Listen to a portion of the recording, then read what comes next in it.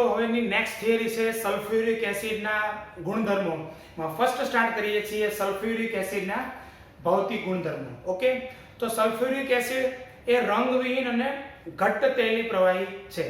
પ્રશ્ન થશે શા માટે ઘટ્ટ તેલી પ્રવાહી? તો ચાલો કારણ જોઈએ. આ સલ્ફ્યુરિક એસિડનું સ્ટ્રક્ચરલ ફોર્મ્યુલા છે જે આપણે ભણી ચૂક્યા છીએ. સલ્ફ્યુરિક એસિડનું બીજું અણુ.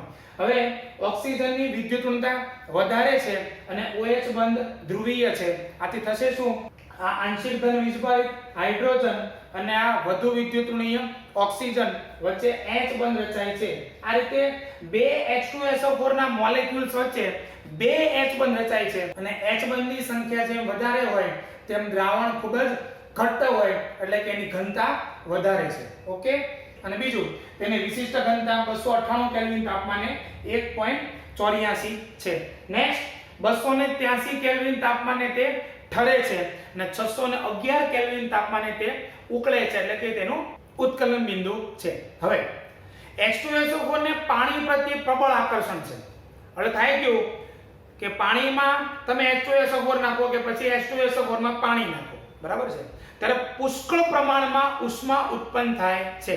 એટલે સાંદ્ર H2SO4 હોય એનું જલીય દ્રાવણ બનાવવું હોય ત્યારે કાળજી બહુ રાખવી પડે. તો કે શું કાળજી રાખવી પડે?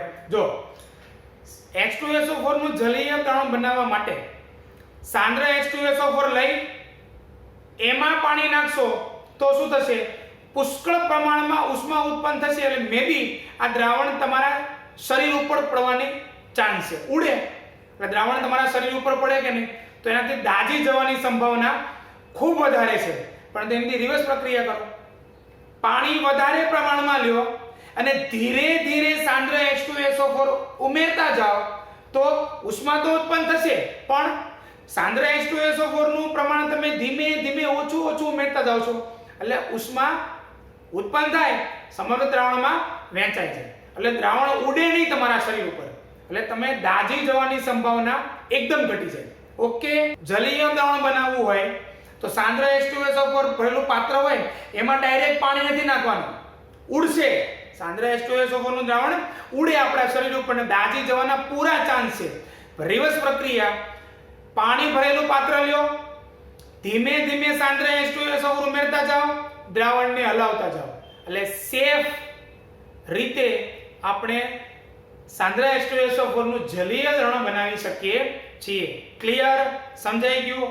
હવે આપણે જોઈએ છીએ સલ્ફ્યુરિક એસિડના રાસાયણિક ગુણધર્મો.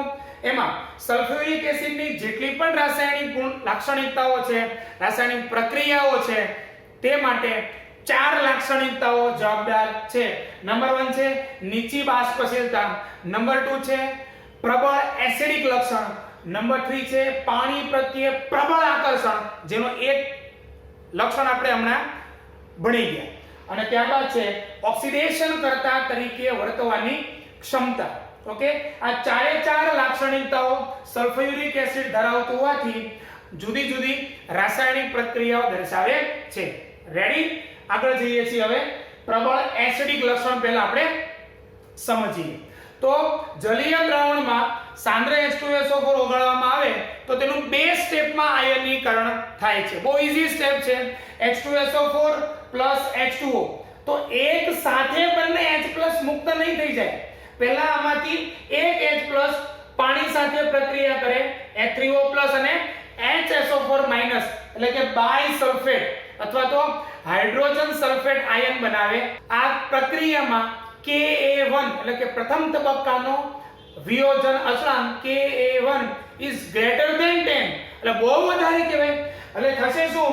H2SO4 ને પાણીમાં નાખતા H3O+ અને HSO4- માં વધારે પ્રમાણમાં વિયોજન પામશે. ફરીથી Ka1 નું મૂલ્ય જેમ વધારે તેમ H2SO4 પાણીમાં ઓગાળતા H3O+ અને HSO4- આયનમાં વધારે પ્રમાણમાં વિયોજન પામે છે. ક્લિયર? સમજાઈ ગયું? અને ત્યારબાદ આ જે HSO4- બન્યો એનું બીજા સ્ટેપમાં ફરીથી પાણી સાથે પ્રક્રિયા થાય, આમાંથી H+ પાણી સાથે જોઈન થાય, H3O+ + SO4- બોલે તો સલ્ફેટ આયન આપણને મળે છે. અને આ પ્રક્રિયાનો Ka2 કેટલો છે 1.2 ગુણ્યા 10⁻2 ક્લિયર આટલું હવે Ka નું મૂલ્ય જેમ વધારે તેમ એસિડિક લાક્ષણિકતા વધારે હોય એટલે H2SO4 અને HSO4 માઈનસ બંનેમાં વધારે એસિડિકતા કોની ઓબ્વિયસલી H2SO4 કારણ કે Ka1 નું મૂલ્ય વધારે છે ઓકે નેક્સ્ટ હવે H2SO4 બે પ્રકારના ક્ષાર બનાવે છે એટલે કે ક્ષારની બે શ્રેણીઓ બનાવે છે વેરી ઈઝી નંબર 1 બાયસલ્ફેટ અને number 2 sulphate hydrogen sulphate clear sulphate નું એક્ઝામ્પલ તમને યાદ છે CuSO4 ZnSO4 CaSO4 Na2SO4 etcetera અને બાયસલ્ફેટ અથવા તો acid hydrogen sulphate NaHSO4 KHSO4 વગેરે ઓકે તો આ રીતે એક પ્રબળ એસિડિક લાક્ષણિકતા આપણે પૂરી કરી હવે આપણે જોવું છે બીજી લાક્ષણિકતાને આધારે રાસાયણિક પ્રક્રિયા અને એ છે નીચી બાષ્પશીલતા તો સલ્ફ્યુરિક એસિડની બાષ્પશીલતા નીચી છે આ તેનો ઉપયોગ ક્યાં થાય છે વધુ બાષ્પશીલ એસિડને બનાવવામાં થાય છે આ માટે કરવાનું શું કે જે વધુ બાષ્પશીલ એસિડ બનાવવો છે તેનો ક્ષાર લેવાનો અને એ ક્ષારની H2SO4 સાથે પ્રક્રિયા કરવાની તો કશે ખબર ન પડી કોઈ સામાન્ય સમીકરણ મારે HX નામનો એસિડ બનાવવો છે તો HX નો અનુવર્તી ક્ષાર MX લેવાનો અને એની H2SO4 સાથે પ્રક્રિયા કરી ન ખબર પડી પાક્કું ચલો એક્ઝામ્પલ લઈએ યાર મારે HCl બનાવવો છે તેનો ક્ષાર કયો લેવાનો NaCl બરાબર ને તો NaCl ની તો પ્રક્રિયા કોની હારે કરી નાખો H2SO4 સાથે શું બની જશે HCl NaHSO4 હજી નો કહો બીજું ઉદાહરણ CaF2 મારે HF બનાવવો છે ચાલો તો HF નો કોઈ અનુવર્તી ક્ષાર લો તમે NaF લ્યો તો પણ ચાલે મેં અહીંયા CaF2 લીધું છે તો CaF2 માં H2SO4 નાખી દો શું બની જશે HF અને વત્તા CaSO4 ક્લિયર ખબર પડી યસ હજી નો ખબર પડી ત્રીજું એક્ઝામ્પલ મારે HNO3 બનાવવો છે તો શું લઈ લેશો KNO3 અથવા NaNO3 યાદ કરો નાઇટ્રિક એસિડ ની બનાવટમાં સમૂહ 15 માં આવી ચૂક્યું છે તો NaNO3 અથવા KNO3 ની H2SO4 સાથે પ્રક્રિયા કરતા શું બને છે HNO3 next CaCl2 H2SO4 HCl CaSO4 અને લાસ્ટ Na2S H2SO4 બોલે તો H2S Na2SO4 હવે અગત્યનું સમીકરણ આવી રહ્યું છે ધ્યાન રાખજો ભૂલતા નહીં જે નીટ માટે બહુ મોસ્ટ આઈએમપી અતિશય મોસ્ટ આઈએમપી KBr H2SO4 તો આપણે અપેક્ષા શું રાખી હોય HBr KHSO4 પણ હવે થાય છે શું આ જે HBr જે બન્યો છે એનું ફરીથી ઓક્સિડેશન કરવા માટે કોણ સક્ષમ છે H2SO4 જે HCl માં અને HF માં થતું નથી ઓકે તો H2SO4 એ આ HBr નું ફરીથી ઓક્સિડેશન કરી નાખશે એટલે અહીંયા Br નો ઓક્સિડેશન -1 હતો જે ઓક્સિડેશન પામીને Br2 ઓક્સિડેશન 0 માં રૂપાંતરણ પામે છે અને H2SO4 માં સલ્ફર નો ઓક્સિડેશન હતો +6 જે રિડક્શન પામીને SO2 બને છે સમજાય છે તો નિપજ એવું થાય KBr H2SO4 એટલે એક્ચ્યુઅલી આપણને મળ્યું શું આ Br2 એ આપણી મુખ્ય નિપજ મળે છે સાથે સાથે KHSO4 ને SO2 ને H2O તો ખરા છે ક્લિયર તો આ રીતે આ સમીકરણમાં ખાસ ધ્યાન રાખજો પૂછાવાના ચાન્સીસ મેક્સિમમ છે આવો જ ગુણધર્મ Ki H2SO4 અપેક્ષા શું રાખી છે તમે HI પણ જે HI બને છે તેનું ફરીથી H2SO4 વડે ઓક્સિડેશન થઈને શું નિપજ મળે છે I2 અને H2SO4 નું રિડક્શન થઈને SO2 બને છે ઓકે તો આ રીતે આપણે નીચી બાષ્પશીલતા ને આધારે અન્ય બાષ્પશીલ એસિડ કઈ રીતે બનાવવા તે બાબત અહીંયા પૂરી કરી અને હવે ત્રીજી બાબતમાં જઈ રહ્યા છીએ પાણી પ્રત્યે પ્રબળ આકર્ષણ મિત્રો H2O સાથે H2SO4 ને ખૂબ સ્ટ્રોંગ એટ્રેક્શન છે પ્રબળ આકર્ષણ ભાયો મૂકે જ નહીં યાર જેવો દેખાય તરત ખેંચી જ લે ઓકે તો સાંદ્ર H2SO4 પ્રબળ નિર્જલીકરણકારક છે નિર્જલીકરણકારક એટલે પાણી દૂર કરે છે કોઈ સંયોજનમાંથી ઓકે તેની સાથે પ્રક્રિયા ન કરતા હોય તેવા વાયુઓને એટલે ભીના વાયુઓને શુષ્ક કરવા માટે આ સાંદ્ર H2SO4 માંથી આ ભીના વાયુઓને પસાર કરવામાં આવે છે. હું બે એક્ઝામ્પલ દ્વારા સમજાવું તમને. SO2 બરાબર, આ SO2 એ ભેજવાળો SO2 છે, ભીનો SO2. હવે મારે એને શુષ્ક કરવો છે. શું કરવાનું? આ જે ભેજવાળો SO2 છે એને સલ્ફ્યુરિક એસિડ માંથી પસાર કરો. હવે SO2 એ પોતે એસિડિક વાયુ છે, H2SO4 એસિડિક, એટલે થશે શું? H2SO4 માંથી SO2 વાયુ પસાર કરવામાં આવે તો SO2 ની H2SO4 સાથે પ્રક્રિયા નહીં થાય, એટલે એ તો પાત્રમાંથી બહાર નીકળી જાય, પણ જે SO2 ની સાથે ભેજ રહેલો હતો H2SO4 ખેંચી લે કે ભાઈ તું ક્યાં જાય છે, તું ક્યાં જાય છે, તારી સાથે તો મારે પ્રબળ આકર્ષણ છે, એટલે એ ભેજને શોષી લે અને SO2 ને બહાર જવા દે. પણ કન્ડિશન SO2 H2SO4 સાથે પ્રક્રિયા નહોતું કરતું એટલે એ પસાર થઈને બહાર નીકળી શકે છે. પણ જો તમે આવો કોઈ ગેસ લ્યો, એમોનિયા, જે પોતે એક બેઝિક વાયુ છે, બરાબર છે, બેઝિક વાયુ છે, બેઝિક છે ને. હવે ભેજવાળો એમોનિયા છે એને તમારે શુષ્ક કરવો છે, એને તમે સાંદ્ર H2SO4 માંથી પસાર કરશો તો શું થાય? ભેજ તો દૂર થશે જ, પણ સાથે સાથે એમોનિયા બેઝિક વાયુ છે જે એસિડ H2SO4 સાથે પ્રક્રિયા કરી નાખે. ખબર પડે છે? ન પડે? એમોનિયા બેઝ પ્લસ એમાં ભેજ છે, તમે સાંદ્ર H2SO4 માંથી પસાર કરો તો H2SO4 ભેજને તો ખેંચી લે, પણ હવે એમોનિયા બેઝ છે, H2SO4 એસિડ છે, એસિડ અને બેઝ વચ્ચે પ્રક્રિયા થઈને ક્ષાર બની જાય. મીન્સ એમોનિયા ભેજવાળો હોય તો એમાંથી ભેજ દૂર કરવા માટે સાંદ્ર H2SO4 તમે વાપરી શકો નહીં, કોઈ બીજી મેથડ તમે વાપરી શકો. ઓકે, આ થઈ ગયું આપણું ત્રીજી લાક્ષણિકતાને આધારે રાસાયણિક ગુણધર્મો. હજી એક આપણે એનો ગુણધર્મોને આધારે રાસાયણિક લક્ષણો જોઈએ. સાંદ્ર H2SO4 કાર્બનિક સંયોજનમાંથી પાણીને દૂર કરે છે. દાખલા તરીકે કાર્બોહાઈડ્રેટ, લાકડું એમાં કાર્બોહાઈડ્રેટ હોય, કાગળ કાર્બોહાઈડ્રેટ હોય, કાપડ કાર્બોહાઈડ્રેટ હોય, આપણા શરીરની ચામડી એમાં પણ કાર્બોહાઈડ્રેટ છે, ખાંડ, ગ્લુકોઝ, આ બધા કાર્બોહાઈડ્રેટ કહેવાય, બરાબર. તો આ કાર્બોહાઈડ્રેટની સાંદ્ર H2SO4 સાથે પ્રક્રિયા કરો તો કાર્બોહાઈડ્રેટમાંથી પાણી શોષાઈ જાય સાંદ્ર H2SO4 વડે, એટલે ખાલી બાકી રહી જાય કાર્બન. ઓકે, એટલે કાર્બોહાઈડ્રેટ કાળા કાર્બનમાં ફેરવાઈ જાય છે, સમજી ગયા તમે? એટલે કાળા પડી જાય. દાખલા તરીકે ખાંડ C12H22O11, સુક્રોઝ, એમાં તમે સાંદ્ર H2SO4 નાખો એટલે થશે શું? આ એક કાર્બોહાઈડ્રેટ છે, આમાંથી પાણીના અણુ દૂર થઈ જાય એટલે ખાલી કાર્બન વધે, એટલે સુક્રોઝ, ખાંડ કાળી પડી જાય. ક્લિયર? ખાલી કાર્બન જ બાકી રહે. બીજું એક્ઝામ્પલ દઈએ, ફોર્મિક એસિડ, સાંદ્ર H2SO4 ઉમેરો, CO+H2O. ત્રીજું એક્ઝામ્પલ દઈએ, ઓક્ઝેલિક એસિડ. ઓક્ઝેલિક એસિડમાં સાંદ્ર H2SO4 નાખો, આ રીતે અહીંયાથી H2O દૂર થાય, અહીંયાથી CO2 અને અહીંયાથી CO, તો ત્રણ પ્રોડક્ટ મળશે, CO + CO2 + H2O. ક્લિયર? તો આ રીતે મિત્રો આપણે સાંદ્ર H2SO4 ની ત્રીજી લાક્ષણિકતા H2O પ્રત્યે પ્રબળ આકર્ષણ ને આધારે જે કઈ રાસાયણિક પ્રક્રિયાઓ જોવા મળે છે તે પૂરી કરી. સમજાઈ ગયું?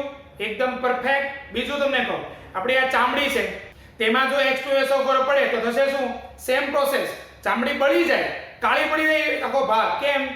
કારણ કે ચામડી જે છે એમાં પણ કાર્બોહાઈડ્રેટ રહેલા હોય છે, એટલે એમાંથી પાણી દૂર થઈ જાય એટલે શું થાય? એ ભાગ કાળો પડી જાય, બળી જાય છે. એટલે સાંદ્ર H2SO4 ના પ્રેક્ટિકલ જ્યારે કરતા હોઈએ ત્યારે ધ્યાન રાખવાનું, આપણા શરીર ઉપર પડવું જોઈએ નહીં, નહીંતર એ ભાગ દાજી જશે. ઓકે, અને પછી બહુ બળશે. ઓકે, સો બી એલર્ટ જ્યારે પ્રેક્ટિકલ કરો ત્યારે. ઓકે, તો હવે આ દરેક ગુણધર્મ સારા અક્ષર લખી નાખો. હજી એક ગુણધર્મ બાકી છે, ઓક્સિડેશન કરતા તરીકે વર્તવાની ક્ષમતા, પ્રબળતા. પણ પહેલા બોર્ડ ઉપરથી સારા અક્ષર નોટમાં ઉતારી લો. Okay,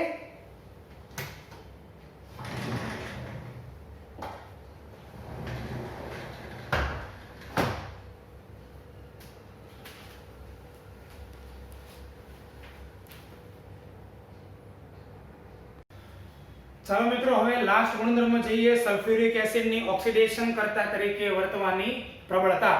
okay, ready?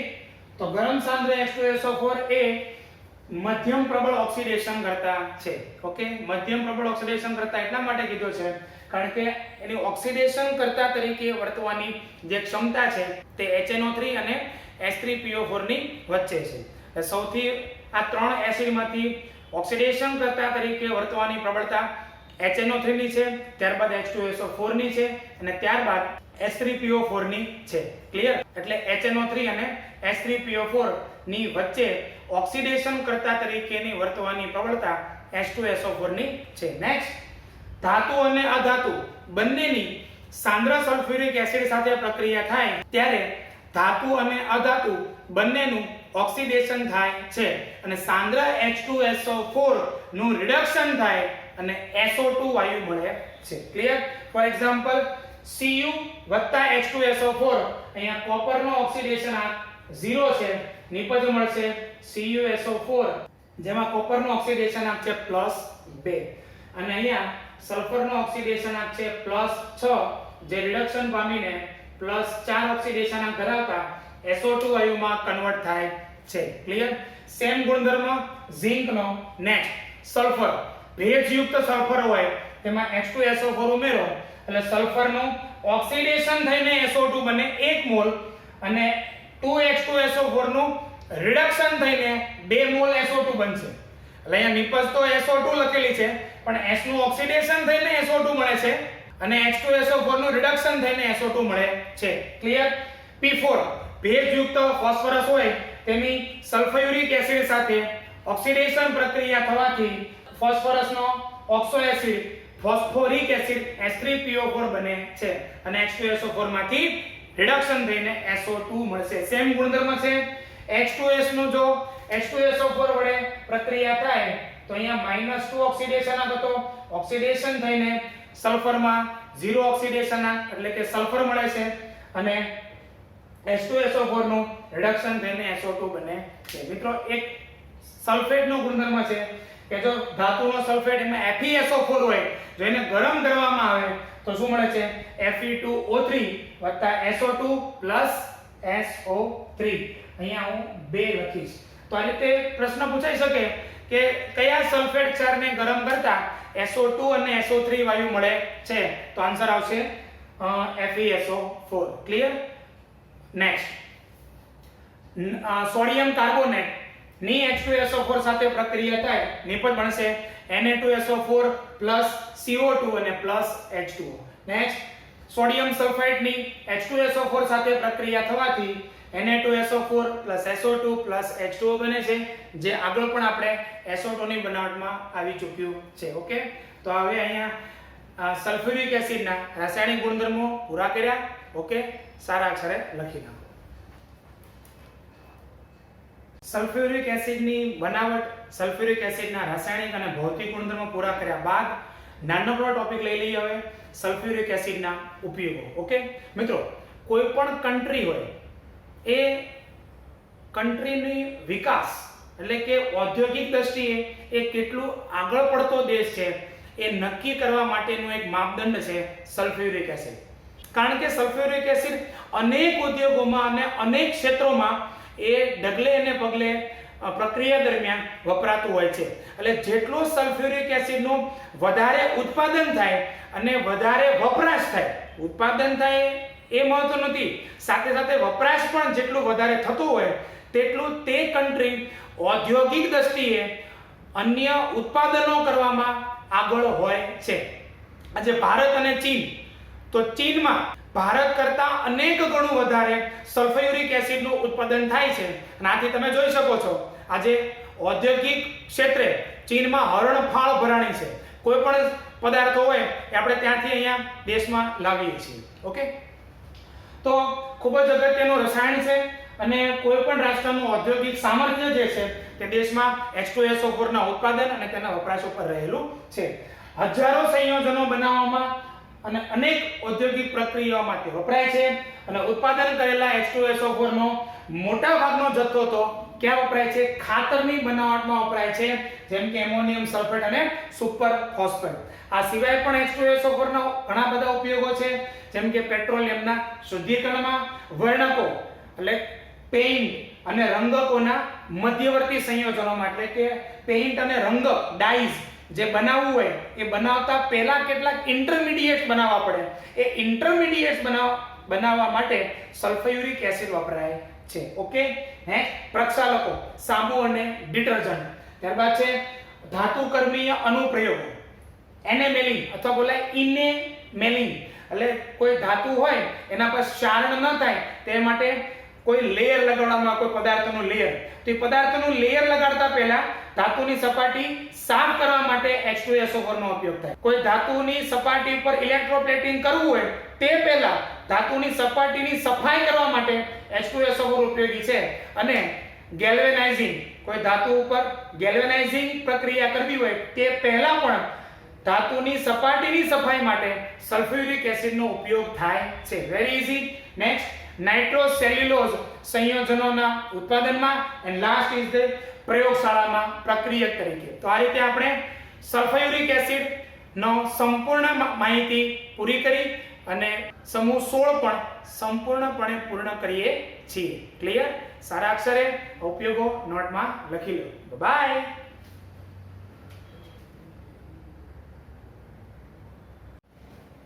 Welcome guys, કેમ છે? તબિયત બધાની સારી? ઓકે, સમૂહ 16 ને આપણે પૂર્ણ કર્યો અને now we are enter a new group, અને એ છે સમૂહ 18. સર, સમૂહ 16 પૂરો કર્યા પછી સમૂહ 17 કેમ નહીં? એટલા માટે કે સમૂહ 16 ખૂબ મોટો છે, અઠવાડિયું આપણે એમાં ભણ્યા, પછી એક નાનકડો અમથો સમૂહ લઈ લઈએ એટલે થોડું રિફ્રેશમેન્ટ અનુભવાય. બરાબર? અને આ નાનકડો સમૂહ પૂરો થશે પછી પાછા આપણે ચાલુ કરવાના છીએ સમૂહ નંબર 17. તો લેટ્સ સ્ટાર્ટ ગ્રુપ 18. મિત્રો, સમૂહ 18 માં કે 7 તત્વો છે: helium, neon, argon, krypton, xenon, radon અને નવું શોધાયેલું તત્વ છે ઓગ્નેસોન. પરમાણુ ક્રમાંક જેનો છે 118.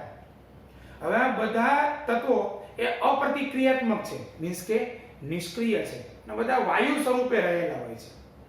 ઓકે, એમના ખૂબ ઓછા સંયોજનો જાણીતા છે અને આથી તેમને ઉમદા વાયુઓ એટલે કે નોબલ ગેસીસ તરીકે પણ ઓળખવામાં આવે છે. ઓકે મિત્રો, now we are going occurrence of the noble gases. હવે મિત્રો આપણે આ નિષ્ક્રિય વાયુઓના પ્રાપ્તિસ્થાન વિશે ચર્ચા કરવી છે.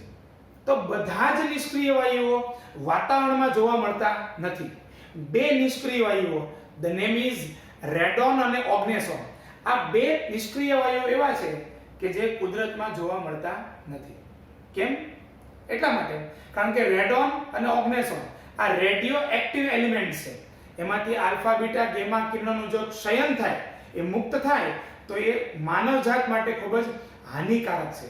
એટલા માટે પરમ કૃપાળુ પરમાત્માએ આ બધા નિષ્ક્રિય વાયુઓમાંથી રેડોન અને ઓગ્નેસોન એને વાતાવરણમાં રાખ્યા નથી, આપણી સકુશળતા માટે. Okay, next. આ નિષ્ક્રિય વાયુ તત્વો એ વાતાવરણમાં શુષ્ક હવામાં કદથી 1% જેટલી એમની પ્રચુરતા હોય છે, જેનો મુખ્ય ઘટક છે આર્ગોન. Okay, next. હિલિયમ અને કેટલીક વખત નિયોન નિષ્ક્રિય વાયુ એ રેડિયો એક્ટિવ તત્વો મેળવવા માટે વપરાતી ખનિજોમાંથી મળી આવે છે, જેમ કે પીચ બ્લેન્ડ યુરેનિયમની ખનિજ છે, ત્યારબાદ મોનાઝાઇટ અને ક્લિવાઇટ. પીચ બ્લેન્ડ, મોનાઝાઇટ અને ક્લિવાઇટ આ બધી રેડિયો એક્ટિવ તત્વો મેળવવા માટેની ખનિજો છે, અને એમાંથી હિલિયમ અને કેટલીક વખત નિયોન ખૂબ ઓછા પ્રમાણમાં મળી આવે છે. જોવા જઈએ તો હિલિયમનો મુખ્ય પ્રાપ્તિ સ્થાન ઉદ્યોગોમાં કુદરતી વાયુ છે, એટલે કે કુદરતી વાયુમાંથી હિલિયમને મેળવવામાં આવે છે. મિત્રો, આ સમૂહના બે તત્વો રેડોન અને ઝેનોન એ ખૂબ જ વિરલ તત્વો છે, એટલે રેર પ્રમાણમાં મળી આવતા તત્વો છે. આરે રેડિયમ 226 પરમાણુ ક્રમાંક 88, જો એમાંથી આલ્ફા વિકિરણ એટલે કે 2 હિલિયમ 4 નું ક્ષયન થાય, દૂર થાય, તો આપણને નિપજ તરીકે મળે છે રેડોન 86 નંબરનું તત્વ. ત્યારબાદ કેલિફોર્નિયમ 98 CF249, બરાબર, અને 20 કેલ્શિયમ 48 આયનો એકબીજા સાથે સંઘાત પામે તો 118 ઓગ્નેસોન 294 નિષ્ક્રિય તત્વ મળે છે. અને આ દરમિયાન 3 ન્યુટ્રોનના કણો મુક્ત થાય છે. ક્લિયર? હવે આ જે ઓગ્નેસોન છે એનું ઉત્પાદન પણ ખૂબ ઓછા પ્રમાણમાં થઈ ચૂક્યું છે. એનું પણ રીઝન છે કારણ કે એમનો અર્ધા આયુષ્ય સમય 0.7 મિલિસેકન્ડ છે અને એટલો ઓછો અર્ધા આયુષ્ય સમય હોવાથી ઓબ્વિયસલી એમનું ઉત્પાદન ખૂબ ઓછા પ્રમાણમાં થઈ ચૂક્યું છે. ક્લિયર? તો આ રીતે આપણે એમના પ્રાપ્તિ સ્થાન વિશે નાનકડી એમથી ચર્ચા પૂરી કરી. હવે આપણે જવું છે એની ઇલેક્ટ્રોન રચના વિશે. રેડી? ચાલો. તો મિત્રો આ સમૂહ 18 ના તત્વો છે: helium, neon, argon, krypton, xenon, radon અને AgOg યાર. ઓકે, હવે એની ચાવી છે. તમારી પાસે ઘણી બધી ચાવીઓ હશે પણ એક નાનકડી એમથી ચાવી છે, બરાબર. हीना, नीना और करीना सबकी जेरोक्स रानी OG. ચાલો ફરીથી. हीना, नीना, તમારે કોઈ નામ બદલવા હોય, તમને સારા લાગતા હોય તો મને વાંધો નથી. હા, આ તમને કહી દઉં. हीना, नीना और करीना सबकी जेरोक्स रानी OG. ચાલો, हीना એટલે હિલિયમ, નીના એટલે નિયોન, ઓર એટલે આર્ગોન AR રહેમાન ન કર નાખતા, કરીના એટલે કટપ્પા ને KR, ત્યારબાદ સબકી ઝેરોક્સ એટલે XE ઝેનોન, ત્યારબાદ છે રાની એટલે રેડોન અને ત્યારબાદ છે OG એટલે ઓગ્નેસોન. હવે પરમાણુ ક્રમાંકમાં જઈએ મિત્રો તો હિલિયમનો પરમાણુ ક્રમાંક છે 2. જો 2 માં 8, તમને યાદ છે પેલો મેજિકલ નંબર 8 8 18 18 32 32. ક્લિયર? તો અહીંયા હિલિયમનો પરમાણુ ક્રમાંક છે 2, એમાંથી નિયોનમાં જઈએ ત્યારે આપણે 8 એડ કરવાના છે. પરમાણુ ક્રમાંક 10, પછી ફરીથી 8 કરો એટલે 18, પછી ફરીથી 18 એડ કરો એટલે 36, પછી ફરીથી 18 એડ કરશો એટલે 54, પછી 32 એડ કરશો એટલે 86 અને ફરીથી તમે 32 એડ કરશો એટલે 118 નંબરનું તત્વ અને તત્વનું નામ છે ઓગ્નેસોન મળી જશે. Clear? Now we are study about the electronic configuration. ચાલો, તો હિલિયમની ઇલેક્ટ્રોન રચના શું છે? 1s2, બરાબર. ત્યારબાદ નિયોનની ઇલેક્ટ્રોન રચના લેવા જઈએ તો શું થશે? Helium 2s2 2p6. ક્લિયર? આ સમૂહની કોમન ઇલેક્ટ્રોન રચના શું છે? ns2 np6. તો અહીંયા આવશે હિલિયમ 2s2 2p6. નેક્સ્ટ, ત્યાર પછી આવશે નિયોન 3s2 3p6. સમજાય છે? યસ. ત્યાર પછી આવશે AR રહેમાન આર્ગોન. તમને યાદ હશે આર્ગોન પછી શું લખવાનું આપણે? 3d10 4s2 અને 4p6. ત્યાર પછી આવશે કરીના, ક્રિપ્ટોન 4d10 5s2 અને 5p6. ક્લિયર? પછી આવશે ઝેનોન 4f14 5d10 6s2 અને 6p6 અને ત્યારબાદ અંતિમ રેડોન 5f14 6d10 7s2 અને 7p6. બધાની બાહ્યતમ કક્ષાની ઇલેક્ટ્રોન રચના જોશો તો શું દેખાશે? કોમન ઇલેક્ટ્રોન રચના ns2 np6. કોને બાદ કરતા? હિલિયમને બાદ કરતા. ક્લિયર? તો આ સમૂહના બધા તત્વો એની બાહ્યતમ કક્ષાની ઇલેક્ટ્રોન રચના ns2 np6 હોવાથી હિલિયમ સિવાયના તત્વોમાં એમાં સમૃદ્ધ ઇલેક્ટ્રોન રચના છે, એટલે સંપૂર્ણ ભરાયેલી સંયોજકતા કક્ષકો છે અને આથી એમની રાસાયણિક પ્રતિક્રિયાત્મકતા ખૂબ જ ઓછી છે. ઓકે, હવે મિત્રો આપણે જવું છે એના કેટલાક આવર્તી વલણો વિશે. તો એમાં પહેલો આવર્તી વલણ છે મિત્રો આયનીકરણ એન્થાલ્પી. તો કોઈ પણ સમૂહમાં તમે ઉપરથી નીચે તરફ જાઓ તો શું થાય? આયનીકરણ એન્થાલ્પી તો ઘટે છે. તેમ સમૂહ 18 માં પણ તમે જો ઉપરથી નીચે તરફ જશો તો આયનીકરણ એન્થાલ્પી ઘટે છે. ઓકે, હવે એની આગળનું જો તમે આવર્તી વલણ તમે જુઓ તો થશે પરમાણુય ત્રિજ્યા. તો હવે સમૂહ 18 બરાબર, એમાં સમૂહમાં ઉપરથી તમે નીચે તરફ જશો તો શું થશે? પરમાણુય ત્રિજ્યા વધે છે. ક્લિયર? પરમાણુય ત્રિજ્યા વધતી હોય તો પછી સાથે સાથે આયનીકરણ એન્થાલ્પી પણ શું થાય? ઘટે છે. હવે આ નિષ્ક્રિય તત્વો એટલે કે સમૂહ 18 ના તત્વો એ સંપૂર્ણ ભરાયેલી સંયોજકતા કોષ ધરાવે છે અને આથી તેમની આયનીકરણ એન્થાલ્પીનું મૂલ્ય ખૂબ વધારે છે. જો કે સમૂહમાં નીચે તરફ જઈએ તેમ ઘટશે, બરાબર, પણ જે તે આવર્તનું અંતિમ તત્વ આવે ને સમૂહ 18 એટલે એની આયનીકરણ એન્થાલ્પી જે તે આવર્તમાં સૌથી છેલ્લે ખૂબ જ વધારે હોય છે. ક્લિયર? હવે જોઈએ છીએ આપણે મિત્રો ઇલેક્ટ્રોન પ્રાપ્તિ એન્થાલ્પી વિશે. સમૂહ 18 ના તત્વો એ નિષ્ક્રિય તત્વો હોવાથી બરાબર ઇલેક્ટ્રોન મેળવવાની એમની કોઈ વૃત્તિ છે નહીં, કારણ કે સંયોજકતા કોષ સંપૂર્ણપણે ભરાયેલી છે. એટલે આમના ઇલેક્ટ્રોન પ્રાપ્તિ એન્થાલ્પીના મૂલ્ય ધન હોય છે, એટલે કે એમની ઇલેક્ટ્રોન સ્વીકારવાની વૃત્તિ ઓછી હોય છે. ક્લિયર? ત્યાર પછી મિત્રો આપણે જવું છે ગલન બિંદુ અને ઉત્કલન બિંદુ. તો સમૂહમાં જેમ જેમ નીચે તરફ જઈએ છીએ તેમ ગલન બિંદુ અને ઉત્કલન બિંદુ વધતા જાય છે અને સાથે સાથે સમૂહમાં જેમ જેમ તરફ નીચે જતા જઈએ પરમાણુ ભાર વધતો જાય તત્વનો તેમ તેમની ડેન્સિટી એટલે કે એની ઘનતા પણ વધતી જાય છે. ક્લિયર? તો આ રીતે મિત્રો આપણે એના આવર્તી વલણો પૂરા કર્યા. ઓકે.